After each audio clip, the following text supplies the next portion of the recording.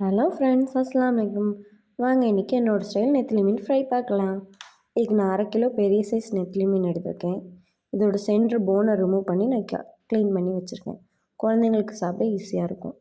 அதுக்கப்புறம் ஒரு சின்ன துண்டு இஞ்சி, 5-6 பல் பூண்டு, 1/4 டீஸ்பூன் மிளகு, 1/4 டீஸ்பூன் சோம்பு.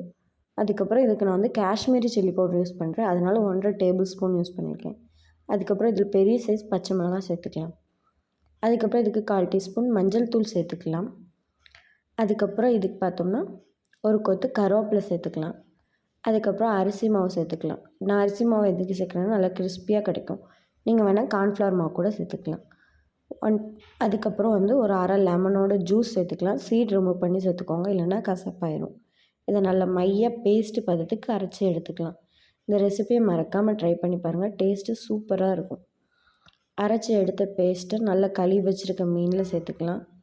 அதுக்கப்புறம் இதில் வந்து தேவையான அளவு உப்பு சேர்த்துக்கலாம். என்கிட்ட அன்றைக்கி கோகோனட் ஆயில் இல்லாதனால நான் கொஞ்சமாக ரீஃபைண்ட் ஆயில் சேர்த்துருக்கேன். உங்கள்கிட்ட கோகோனட் ஆயில் இருந்தால் மஸ்ட்டாக கோகோனட் ஆயில் சேர்த்துக்கோங்க. டேஸ்ட்டு சூப்பராக இருக்கும்.